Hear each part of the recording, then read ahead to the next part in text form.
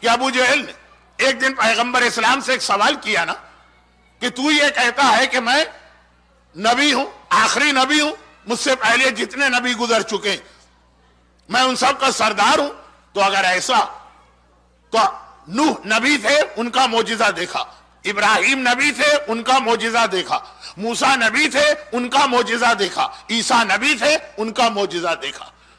ذہن میں رکھیے گا کہ ابو جہل اہل کتاب عیسائی یا یہودی نہیں، چنانچہ وہ نہ نوح کو مانے، نہ ابراہیم کو مانے، نہ موسیٰ کو مانے، نہ عیسیٰ کو۔ کوئی عیسائی یہ سوال کرتا تو سمجھ میں آ رہا، کوئی یہودی یہ سوال کرتا تو سمجھ میں آ رہا۔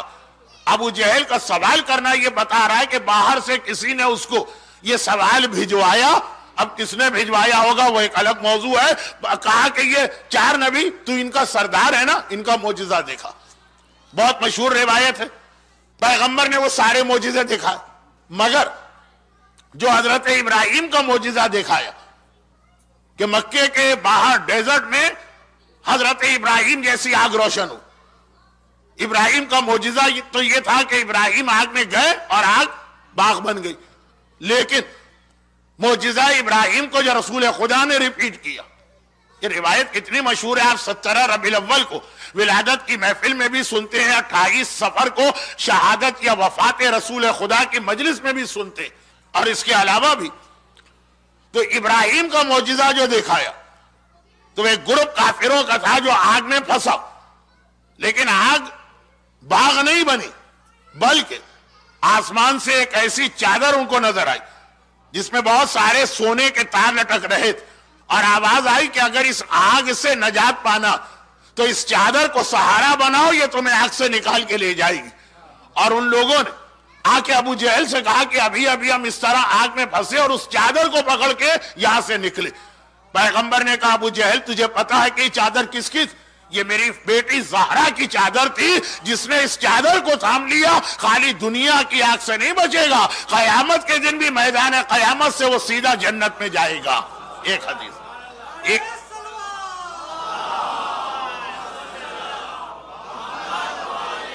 یہ جملہ رسول خدا کا ہے جسے میں اکثر موت کی مجلسوں میں بھی پڑھا کرتا ہوں۔ تو روایت یہ ہے کہ یہ ایک بہت ہی مشکل مرحلہ ہے پولیس سے رات، بال سے زیادہ باریک، تلوار کی دھار سے زیادہ تیز، آگ سے زیادہ گرم۔ شہزادی کائنات کی چادر اتنی بڑی ہوگی کہ اس کا ایک سرا قیامت کے میدان میں ہوگا، دوسرا جنت کے اندر ہوگا۔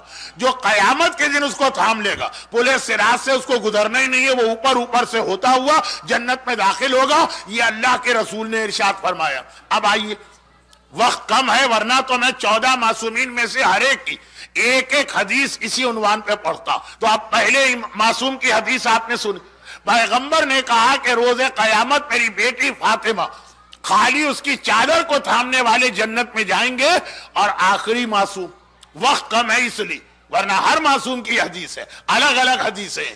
تو پہلا معصوم، آخری معصوم۔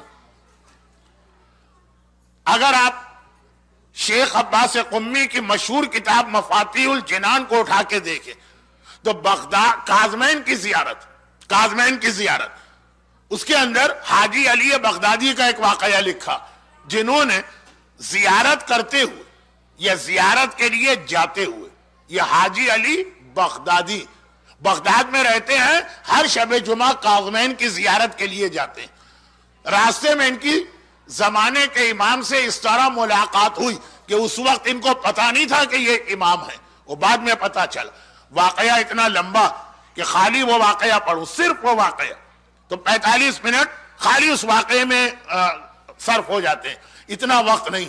تو اس واقعے کے اندر حاجی علی بغدادی نے اتنا تو اندازہ کر لیا کہ کوئی بہت بڑا عالم میرے ساتھ سفر میں شریک، تو چند سوال کیے جن میں خمس کے بارے میں بھی تھا کہ میں پچھلے مہینے نجف گیا تھا اور وہاں مجتہدین کو یہ خمس دے کے آیا ہوں، لیکن جیسا کہ آپ نے آج دیکھا ہوگا بہت سارے لوگ ایسے ہیں کہ خمس کو مانتے ہیں، سیٹسفائیڈ نہیں ہے خمس استعمال کیسے ہو رہا، مرجے کو دیتے ہوئے بھی گھبراتے ہیں، دل میں خیال آتا ہے کہ ہم یہ خمس اپنی مرضی سے کیوں خرچ نہ کریں۔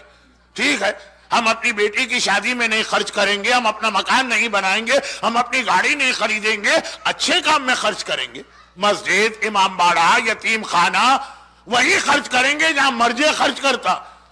تو آخر ہم اپنے ہاتھ سے کیوں خرچ نہ کریں؟ یہ بہرحال ایک ایسا مسئلہ چل رہا ہے کہ ہے تو بہت ہی اہم، لیکن آج رات کے لیے یہ موضوع میرے موضوع میں نہیں آ رہا. حاجی علی بغدادی نے پوچھ لیا کہ اے عالم، میں وہاں پہ خمس دے کے آیا مرجے کو، اب دل مطمئن نہیں ہو رہا. کہا تم نے بالکل ٹھیک کیا، اور جس کو دیا وہ میرا نائب ہے، اسی کو دینا. ابھی بھی حاجی علی نہ سمجھے کہ مجتہد کو اپنا نائب کہنے والا کون. وہ تو آخر میں پتا چلا. پورا واقعہ گجراتی کتابوں میں بھی ہے اور اردو، فارسی، عربی، بلکہ مفاتی کا پورا ترجمہ انگلش میں بھی قم سے انصاریان پبلیکیشنز نے چھاپ دیا. تو پورا واقعہ بہت مشہور. اس میں خمس کی بات تو اس لیے آ گئی کہ ماں کا حق، خدیجہ طاہرہ کا حق ہے خمس. خدیجہ طاہرہ کے احسان کو باقی امت نے بھلا دیا. کیا مومن بھی بھلا دے گا؟ کیا مومنہ بھی فراموش کر دے گی؟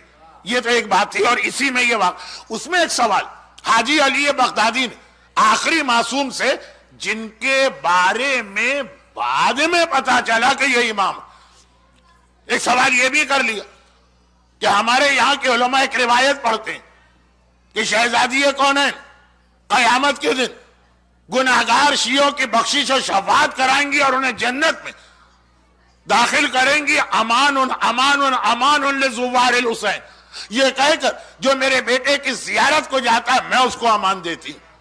یہ روایت صحیح ہے کہ صحیح نہیں؟ زمانے کے امام نے کہا بالکل صحیح روایت ہے. روز قیامت حق شفاعت تو میری بیٹی، میری دادی کے پاس ہوگا، کیونکہ رسول نے یہ کہا کہ فاطمہ کے مہر میں حق شفاعت بھی دیا جا رہا، یہ بھی مہر فاطمہ کا حصہ. اچھا، ابھی بھی حاجی علی کا ذہن نہیں گیا کہ جو آپ کہہ رہا ہے کہ فاطمہ میری دادی، یہ بعد میں یہ 3 4 5 کلو جمع کر کے ان کو پتا چلا کہ یہ امام تھے. تو آخری امام بھی کہہ رہا گناہگاروں کو شہزادی شفاعت کروائیں گی، اور پہلا معصوم بھی یہ کہہ رہا جس نے چادر زہرا یا چادر تطہیر کا سہارا لیا وہ جنت میں جائے گا.